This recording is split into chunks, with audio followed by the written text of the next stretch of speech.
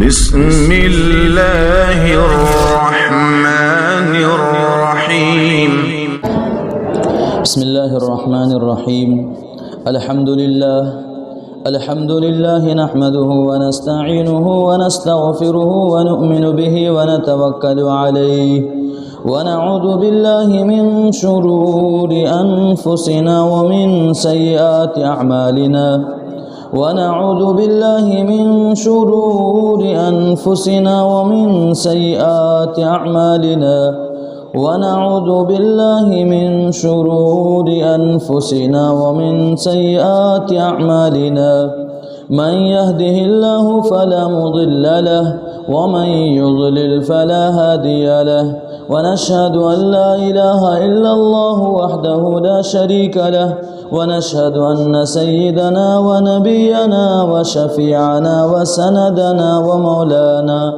محمدا عبده ورسوله صلى الله عليه وعلى آله ومن تبعهم بإحسان إلى يوم الدين أما بعد فأعوذ بالله من الشيطان الرجيم بسم الله الرحمن الرحيم قل هذه سبيلي أدعو إلى الله على بصيرة أنا ومن اتبعني وقال النبي صلى الله عليه وسلم من رأى منكم منكرا فليغيره بيده فإن لم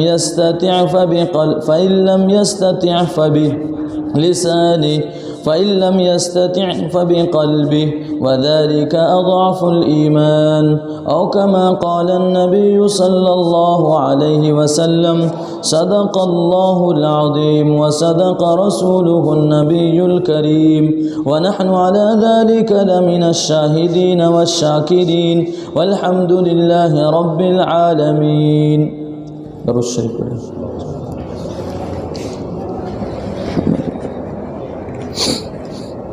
محترم بزرگوں اور دینی بھائیوں،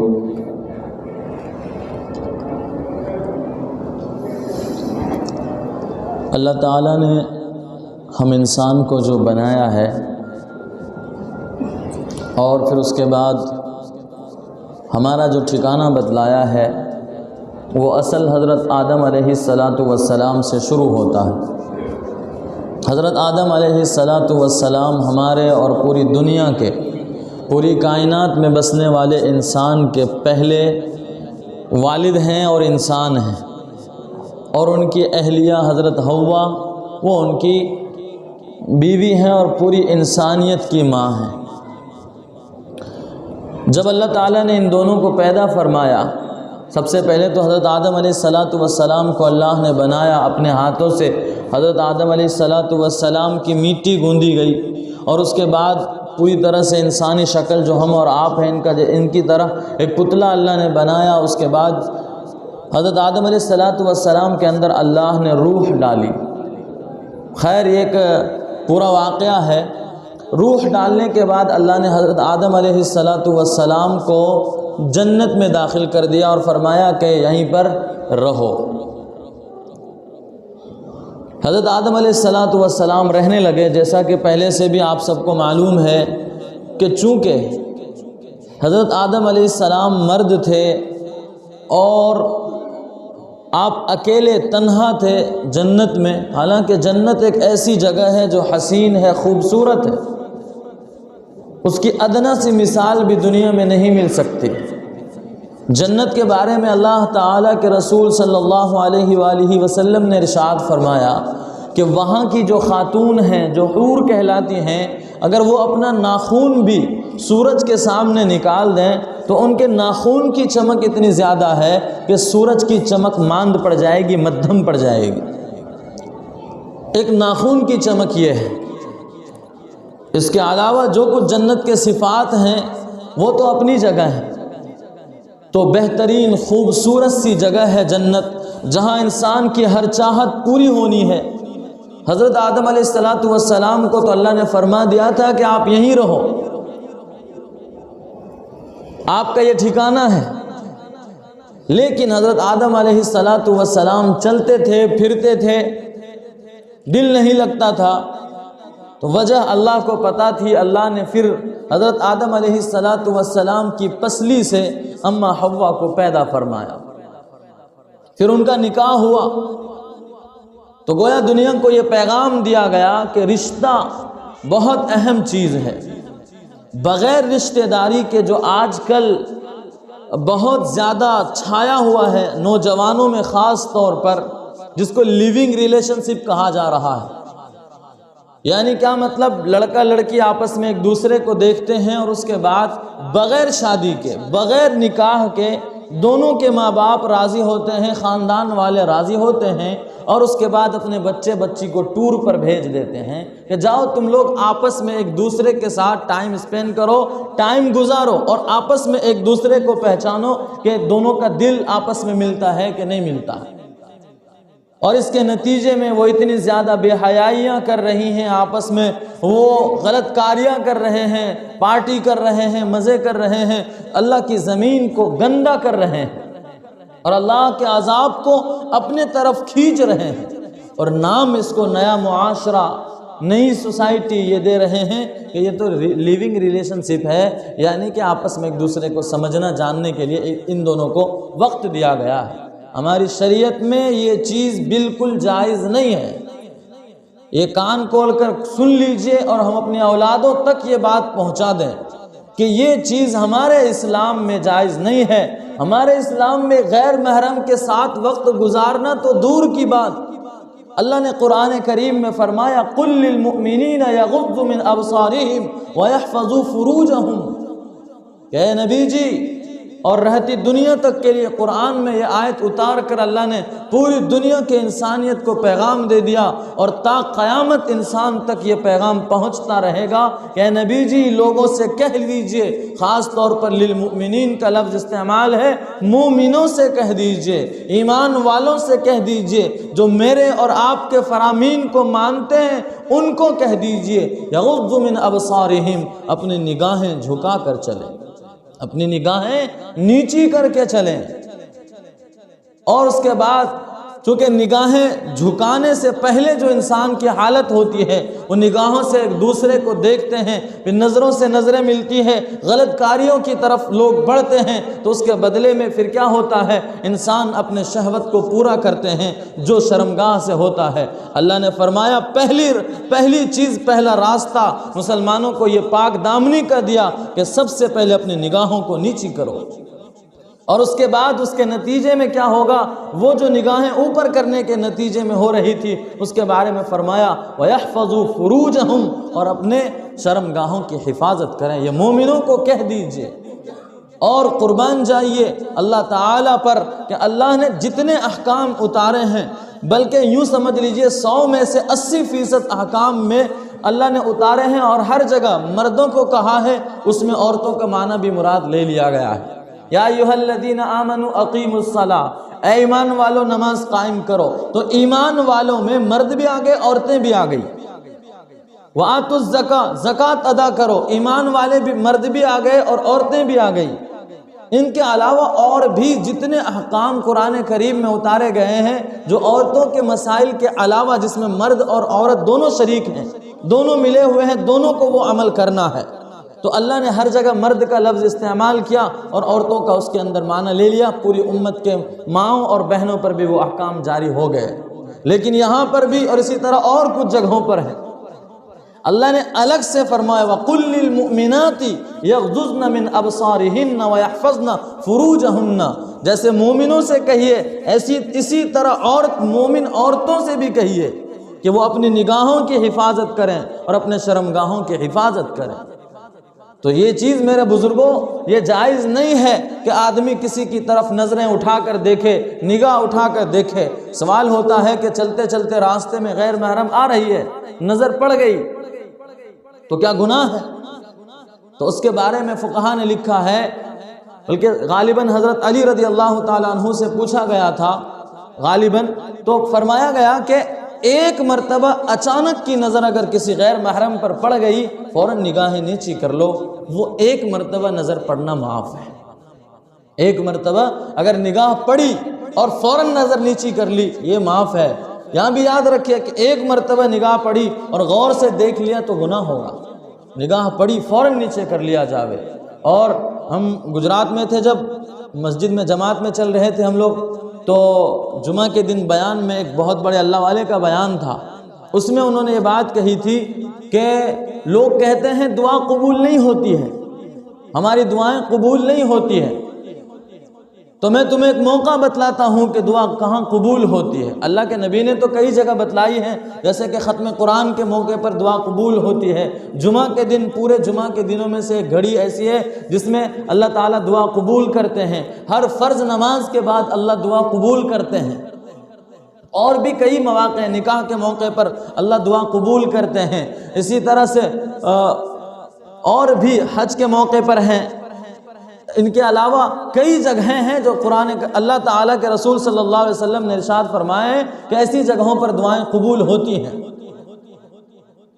تو اس بزرگ نے ایک بات الگ سے بتلائی، وہ کیا بتلایا کہ کسی بڑے اللہ والے نے یا کسی ہمارے علماء دیوبند میں سے کسی نے کتاب میں لکھا ہے کہ انسان چل رہا ہو اور غیر محرم پر اس کی نظر پڑے، فوراً نگاہ نیچی کر کے جو دعا مانگے گا اللہ قبول کرے گا۔ تو اتنا بڑا موقع ہے۔ خیر میرے بزرگوں، کہنے کا مطلب یہ ہے کہ ہمارا اسلام اور ہماری شریعت پاک ہے، ستھرا ہے، صاف ہے، اس کے اندر کوئی بے حیائی، کوئی گندگی نہیں ہے۔ اللہ نے قرآن کریم میں صاف مسلمان مردوں اور عورتوں کو الگ الگ نام لے کر اعلان کر دیا کہ اپنے آپ کی پوری حفاظت کر لیں۔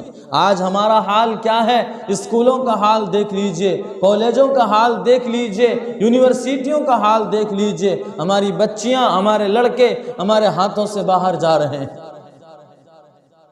اور پھر وہاں آج ہی ہمارا ایک یہیں کا لڑکا ہے، نوجوان ہے، وہ مجھ سے کچھ پوچھنے آیا کہ ہمارے کالج میں ایسا ہو رہا ہے کہ ہماری مسلم لڑکیاں غیر مسلم لڑکوں سے بہت ہنس ہنس کر بات کر رہی ہیں، اور بعضوں نے بتلایا باہر کے لوگوں نے کہ ایسا معاملہ کہ ان کے غلط رشتے بھی ہیں۔ تو کیا ہمیں اجازت ہے کہ ہم ان لڑکیوں کو ٹوکیں، ان سے بات کریں اور ان کو منع کریں، یا ان سے ہم کانٹیکٹ میں رہیں؟ یہ تو ہماری شریعت جائز نہیں ہے کہ کسی غیر محرم کے ساتھ گناہوں سے بچانے کے لیے ہم خود گناہ میں پھنس جائیں، یہ تو جائز نہیں ہے۔ لہٰذا ہمارا جواب تو یہی ہے کہ بلکہ ہمارا نہیں، شریعت کا جواب تو یہی ہے کہ جائز نہیں۔ البتہ یہ فکر کی بات ہے اور سوچنے کی بات ہے کہ ہماری بچیاں کہاں جا رہی ہیں۔ وہ بھی اپنوں کو تو چھوڑیے، اپنوں کے ساتھ بھی تعلق بنانا جائز نہیں ہے، اور ان جو سازش ہو رہے ہیں، جیسا کہ ہم سب جانتے ہیں کہ پورے کے پورے حضرت مولانا سجاد نعمانی صاحب نے، اور اسی طرح سے اور بھی ایک بہت بڑے عالم ہیں یہاں بیجاپور کے، انہوں نے کہا ہے کہ جادو کے ذریعے سے ہمارے مسلم بچیوں کا دل بہلایا جا رہا ہے اور ان کو غیر مسلموں کی طرف مائل کیا جا رہا ہے۔ تو حالات یہاں تک ہیں اور ہم سوئے ہوئے ہیں، ہم بے خبر ہیں، ہم سوچتے ہماری بچیاں پڑھنے جا رہی ہیں۔ ہونا تو یہ چاہیے کہ اچھا ہم اپنی بچیوں پر نگاہ رکھیں، ہم اپنے دوستوں میں سے جو کالج کے قریب میں ہو ان دوستوں کو کہہ دیں ہماری بچیوں کو دیکھو، ہمارے بچے کو دیکھو کیا کر رہے ہیں۔ کیوں؟ اس لیے کہ میرے بزرگوں، بات اصل یہ ہے کہ جب آپ نے بھی سنا ہوگا، دین جب مرد کے اندر آتا ہے تو وہ صرف ایک کے اندر آتا ہے اور کسی کے اندر دین اس سے منتقل نہیں ہوتا، لیکن جب عورتوں میں سے گھر کے اندر کسی ایک عورت کے اندر دین آ جاوے اور وہ نیک بن جاوے تو پورا گھرانہ بلکہ پورا خاندان کو نیک بنا دیتی ہے۔ تو اس کا الٹا لے لیجئے کہ بگڑے گا مرد تو ایک ہی بگڑے گا، لیکن بیٹی بگڑی تو پورے خاندان کو بگاڑ دے گی، پورے خاندان کو بربادی کی طرف لے جائے گی۔ دنیا کی بربادی تو میرے بزرگوں چھوٹی ہے، آخرت کی بربادی کی طرف سوچئے کہ وہاں کیا ہوگا۔ بیٹی بگڑی، اس کے ساتھ دوسری بگڑے گی، اس کے ساتھ تیسری بگڑے گی۔ یہی جگہ ہے حضرت کاتب صلاح الدین صاحب سیفی دامت برکاتہم العالیہ نے ایک بات کہی تھی کہ جب اپنے بچوں کو تم روم میں سلاتے ہو تو ان کو کنڈی لگا کر سونے مت دو، انہیں موبائل کا استعمال کرنے مت دو۔ ضرورت آ گئی ہے اب آن لائن کلاسز کی، تو چلو ضرورت کے موقع پر نگاہ رکھو، دیکھو کہ وہ کیا پڑھ رہی ہے کہ نہیں پڑھ رہی ہے، پڑھ رہا ہے کہ نہیں پڑھ رہا۔ یہ کیوں؟ تاکہ ہمارے بچے دین پر باقی رہیں، ہمارے بچے ایمان پر باقی رہیں، ہمارے بچیاں اسلام پر باقی رہیں۔ یہ دعوت و تبلیغ کی محنت اسی کی ایک محنت ہے اور اسی کا ایک جزو ہے کہ ہم ہر ایک کے ایمان کے حفاظت ہو جاوے، ہر ایک گھر کے اندر دین پہنچے، ہر ایک کچے پکے ٹوٹے پھوٹے دیہات بستی گاؤں شہر قریہ گلی محلہ ہر جگہ دین کس طرح سے پہنچ جاوے اور ہر جگہ اللہ کے نبی علیہ السلام کا لایا ہوا کلمہ کیسے پہنچ جاوے اور ہر گھر میں دین کی شمعیں روشن کیسے ہوں، ہر ایک گھر میں اسلام کی چراغ کیسے روشن ہو، یہ اسی کی محنت ہے۔ تو خیر میرے بزرگوں، بات تو ہم نے شروع جو کی ہے وہ حضرت آدم اور حضرت حوا علیہم الصلاۃ والتسلیم، ان دونوں کا اللہ نے نکاح کر کے یہ اشارہ کر دیا کہ دنیا میں لیونگ ریلیشن شپ نہیں چلتا، یہ نہیں۔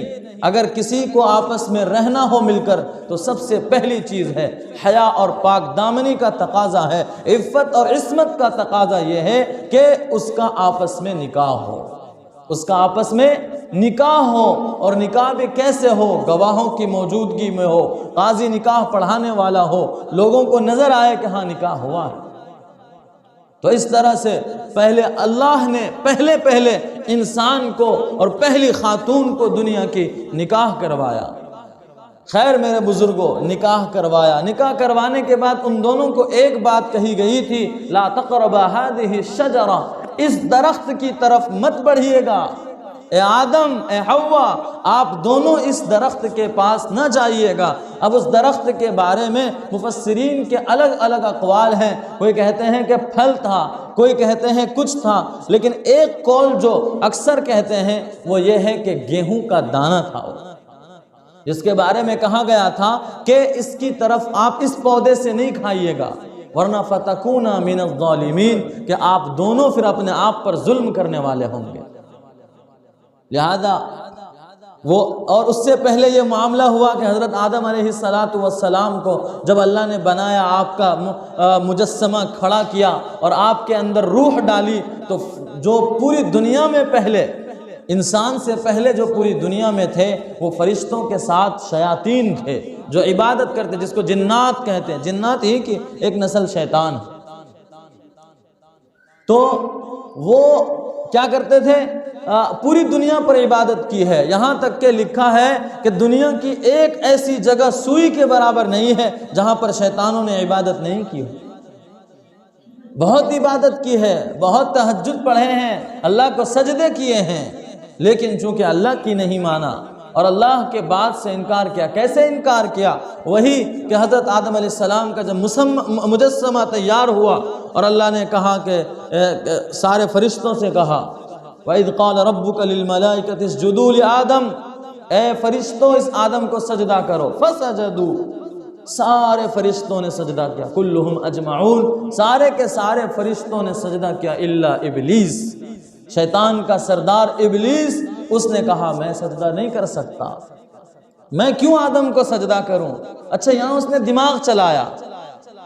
دیکھیے دو چیزیں ہیں شریعت میں، ایک ہے دماغ کا استعمال کرنا اور ایک ہے دل کا استعمال کرنا۔ ہماری شریعت اصل میں دل سے چلتی ہے، جس کو دل سے اسلام پر اور ایمان پر یقین ہے اور اللہ کو دل میں بسائے ہوئے ہے، اللہ کے نبی کو دل میں بسائے ہوئے ہے، وہ اللہ اور اللہ کے نبی کے ہر فرمان کو اپنے سینے سے لگاتا ہے اور اپنے جسم پر اتارتا ہے اور اپنی زندگی میں اتارتا ہے۔ لیکن جو کوئی بھی ابلیس سے لے کر آج کا ابلیس، جو بھی شیاطین ہیں، جو بھی انسان کی شکل میں شیطان جو دھرتی پر پھر رہے ہیں اور گھوم رہے ہیں، چاہے جو بھی ہوں، جنہوں نے اسلام میں اپنی عقل دوڑانے کی کوشش کی وہ گمراہ ہو گیا، جس نے بھی اپنی عقل چلانے کی کوشش کی وہ گمراہ ہو گیا۔ ایک حضرت علی رضی اللہ تعالیٰ عنہ ایک واقعہ ہے کہ وہ جب ٹھنڈی کا موسم ابھی ہے، ابھی آپ میں سے بہت سارے چمڑے کے موزے پہنتے ہوں گے، وہ دیکھا ہے نہیں کالا کالا موزہ ہوتا ہے، تو وہ موزہ پہنتے ہیں۔ تو چمڑے کے موزے پر یعنی مسح کرنے کا مسئلہ ہے یہ کہ مسح کرنا چمڑے کے موزے پر کب جائز ہے، تو اس کے اندر وہ موزہ موٹا ہونا چاہیے، اس پار سے اس پار دکھنا نہیں چاہیے وغیرہ کئی سارے شرطیں ہیں۔ ٹھیک ہے، اور وہ ساری شرطیں پائی گئیں تو یہ کہا گیا ہے کہ آدمی اگر موزہ پہن لیا ہے اور وضو کرنے کے بعد پہن لیا ہے تو پھر اب کے بعد اس موزہ کے رہتے ہوئے اگر وضو ٹوٹ گیا تو ہاتھ اور چہرہ وغیرہ مسح تو کریں گے، چہرہ دھوئیں گے، ہاتھ دھوئیں گے، لیکن موزہ پر مسح کر لے گا اس طرح سے 3 انگلی سے، اس طرح سے اوپر سے بھگا کر پھرا لے گا، بس یوں اتنا، وہ اس کا وضو ہو گیا۔ موزہ کھولنے کی ضرورت نہیں ہے۔ یہ اللہ تعالیٰ کی امت پر آسانی ہے کہ امت کو کیوں بار بار اللہ تعالیٰ تکلیف دیں اپنے بندوں کو، اس لیے یہ مسئلہ جاری کیا گیا۔ خیر، تو یہاں دیکھیے ایک بات ہے کہ اس مسئلے میں کہ موزے پر مسح کہاں کرنا ہے، اوپر والے حصے میں، جو ہمارے پاؤں کے اوپر کا حصہ ہے اس میں مسح کرنا ہے۔ تو حضرت علی رضی اللہ تعالیٰ عنہ فرماتے ہیں کہ اگر شریعت عقل سے چلتی، شریعت اگر عقل سے چلتی تو پھر میں موزہ کے اوپر مسح کرنے کے بجائے نیچے کی طرف کرواتا۔ کیوں؟ کہ گندگی نیچے لگتی ہے، کچرے کہاں لگیں گے؟ ہم مسجدوں میں چلیں گے یا ادھر ادھر چلیں گے تو گندگی تو نیچے لگے گی، لیکن شریعت میں مسئلہ کہاں کروایا جا رہا ہے؟ اوپر کی طرف۔ وجہ بھئی اللہ کے نبی علیہ السلام نے فرمایا ہے، بس ہو گیا۔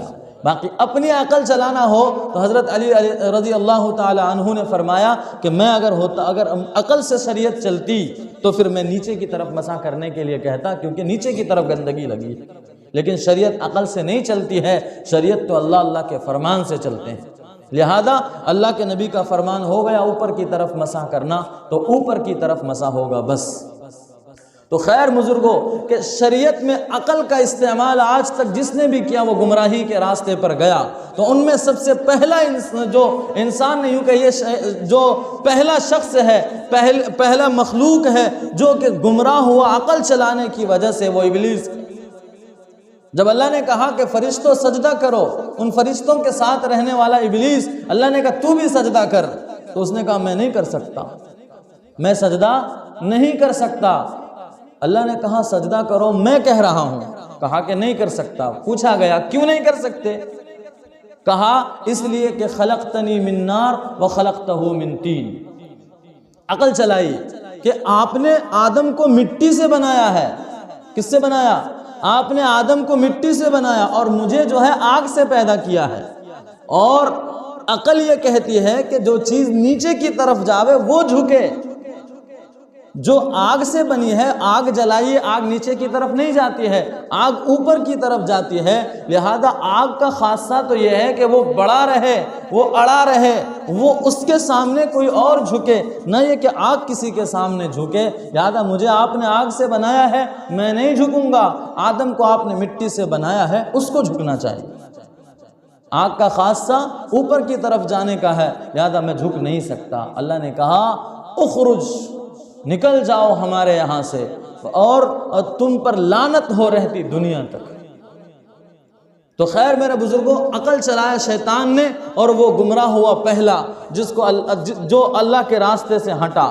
لیکن چونکہ شیطان کو جنت سے نکلنے کی جو وجہ بنی ہے وہ حضرت آدم علیہ السلام تھے، اسی لیے شیطان کو اس وقت سے دشمنی ہوئی کہ اسی کی وجہ سے میں اپنے بہترین محل سے نکالا گیا، جنت سے نکالا گیا، لہذا آدم کو بھی میں نہیں چھوڑتا جنت میں ان کو بھی نکال کے رہوں گا۔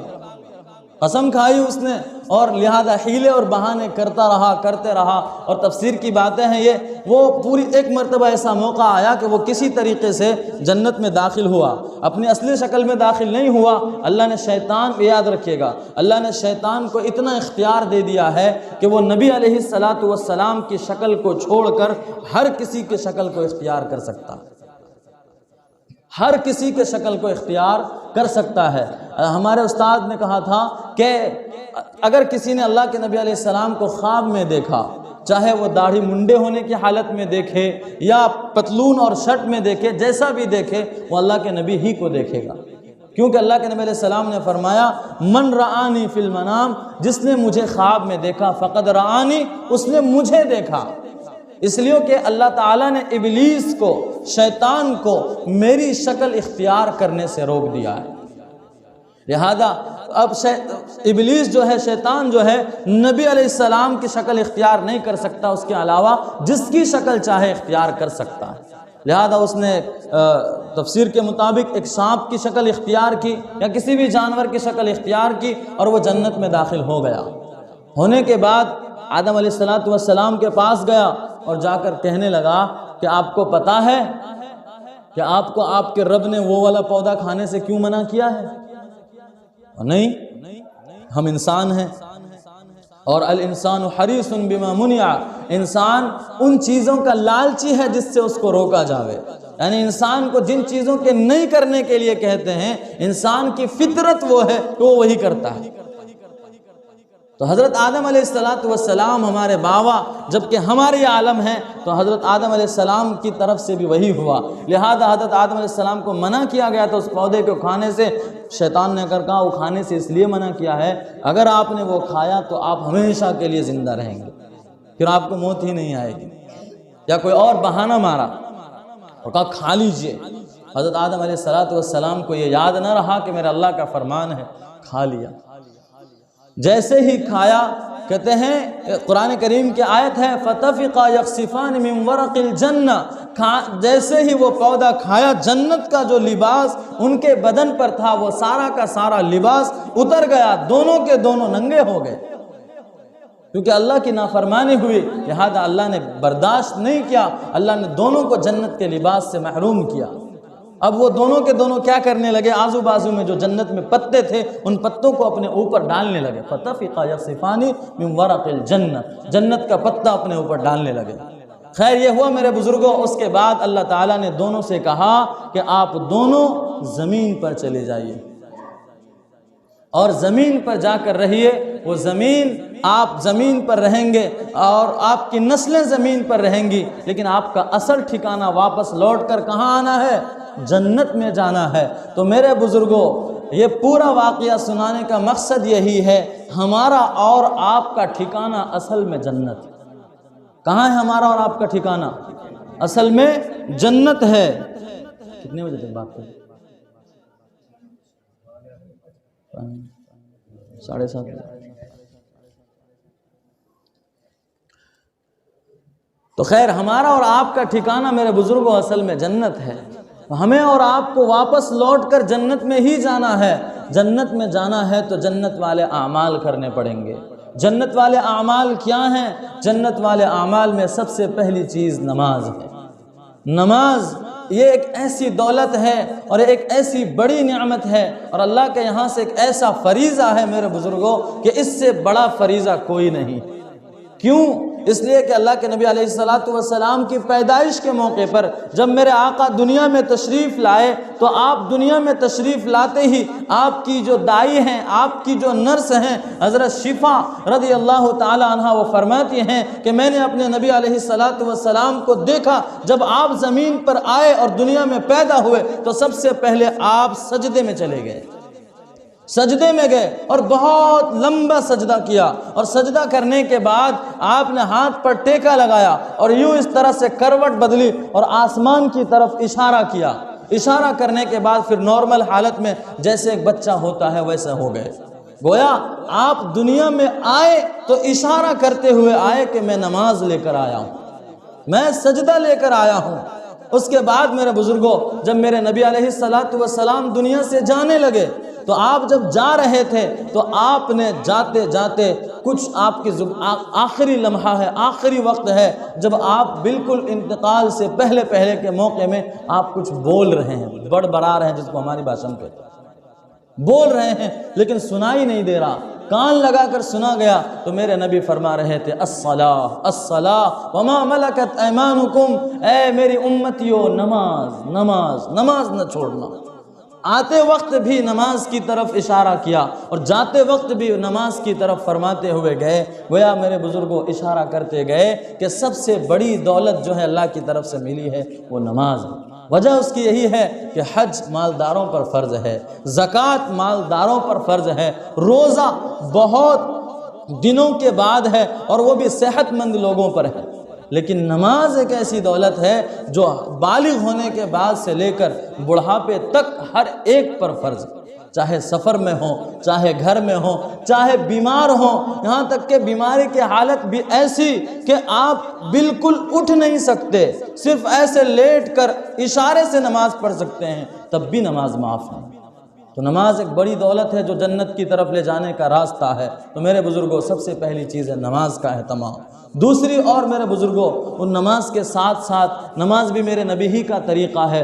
دوسری چیز مختصر یہ کہ ہمیں اور آپ کو چاہیے کہ ان راستوں پر چلنے کے لیے، جنت تک پہنچنے کے لیے ہمیں جن راستہ کا جس انسان کا اور جس شخصیت کا راستہ اختیار کرنا پڑے گا، وہ ہمارے اور آپ کے آقا حضرت محمد صلی اللہ علیہ وسلم، آپ کے لائے ہوئے ہر طریقے کو ماننا پڑے گا۔ جب تک نبی علیہ الصلاۃ والسلام کے طریقے کو نہیں مانیں گے، تب تک ہم اور آپ کامیاب نہیں ہو سکتے اور جنت کی طرف نہیں جا سکتے، جنت میں داخلہ نہیں ہو سکتا۔ اسی لیے میرے بزرگوں، آخری چیز یہ ہے کہ ہم اپنے نبی کے ہر طریقے کو سیکھنے کی کوشش کریں۔ ہر طریقے کو کیسے سیکھیں گے، اس کے لیے اللہ تعالیٰ نے ہمیں ایک راستہ دیا ہے، وہ ہے دعوت و تبلیغ کا راستہ۔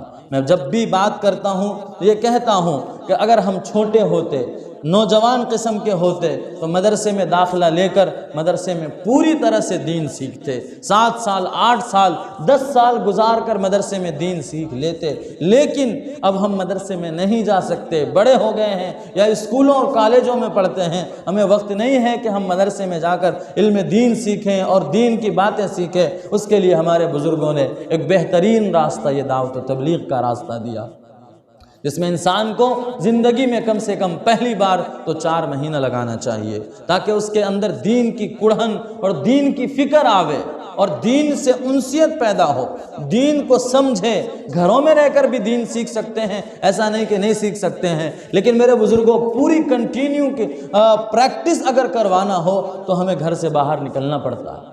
اگر ہم گھر میں رہیں گے تو گھر میں کبھی والد کے پاس جانا ہے، کبھی امی بلا رہی ہے، کبھی کام ہے، کبھی یہ ہے، کبھی وہ ہے، اس طرح سے کنٹینیو ہم اللہ کے دین کو نہیں سیکھ سکیں گے۔ اسی لیے ہمارے بزرگوں نے 4 مہینے کا وقت ہمیں دیا تاکہ ہم اللہ کے راستے میں نکل کر پورا دین سیکھ سکیں، پریکٹس کر سکیں۔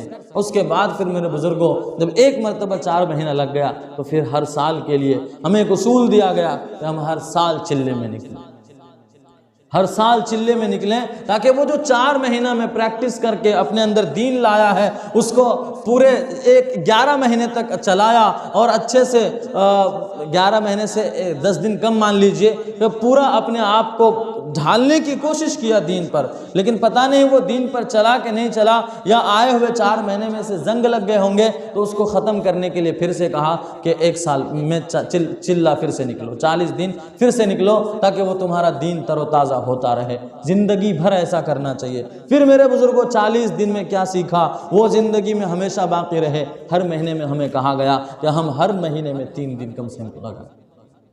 پھر 3 دن جو کچھ ہمارے اندر آیا ہے، ان 3 دنوں کو اپنے کام میں ہمیشہ، جو شروع سے یہ میرے بزرگوں نے جو اصول بنایا، میرے بزرگوں ایسے نہیں بنایا ہے، اس کے پیچھے بہت بڑی راز ہے، راز کی باتیں ہیں۔ وہ یہی ہیں کہ ہماری زندگی میں ایک گھڑی بھی دین کے بغیر 1 سیکنڈ نہ گزرے، اس لیے یہ پوری ترتیب ہے۔ پھر 3 دن کے بعد ہمارے اپنے 5 کام دیے گئے تاکہ ہماری زندگی کا ہر لمحہ دین کی فکر میں گزرے۔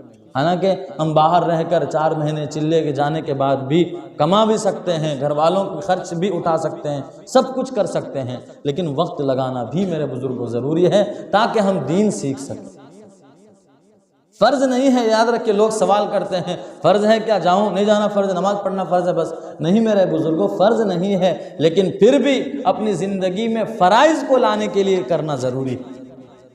تو اس کے لیے 4 مہینے کے لیے سب سے پہلے جن کے 4 مہینے نہیں لگے ہیں وہ اپنا نام پیش کریں، سب سے پہلے اپنا نام پیش کریں، فٹافٹ نام پیش کریں، پھر ہلکے بھی لگانے ہیں، کارگزاری بھی ہیں۔ بسم الله الرحمن الرحيم. اللهم لك الحمد كله ولك الشكر كله وإليك يرجع الأمر كله. اللهم إنا لا نحصي ثناء عليك أنت كما أثنيت على نفسك. يا رب صل وسلم دائما أبدا على حبيبك خير الخلق كلهم. اللهم إنا نسألك الهدى والتقى والعفاف والغنى. اللهم أعنا على ذكرك وشكرك وحسن عبادتك. اللهم وفقنا لما تحب وترضى من القول والعمل، وجنبنا الفواحش ما ظهر منها وما بطن. اللهم إنا نسألك الإخلاص ونعوذ بك من الرياء. اللهم إنا نسألك الإخلاص ونعوذ بك من الرياء. اللهم إنا نسألك الإخلاص ونعوذ بك من الرياء. اللهم ربنا هب لنا من أزواجنا وذرياتنا قرة أعين واجعلنا للمتقين إماما. لا إله إلا الله الحليم الكريم. سبحان الله رب العرش العظيم والحمد لله رب العالمين. نسألك موجبات رحمتك وعزائم مغفرتك والغنيمة من كل بر والسلامة من كل إثم. لا تدع لنا ذنبا إلا غفرته، ولا هما إلا فرجته، ولا دينا إلا قضيته، ولا حاجة من حوائج الدنيا هي لك رزقا إلا قضيتها يا أرحم الراحمين يا أكرم الأكرمين. اللهم إنا نسألك من خير ما سألك منه نبيك وحبيبك محمد صلى الله عليه وسلم، ونعوذ بك من شر ما استعاذك منه نبيك وحبيبك محمد صلى الله عليه وسلم.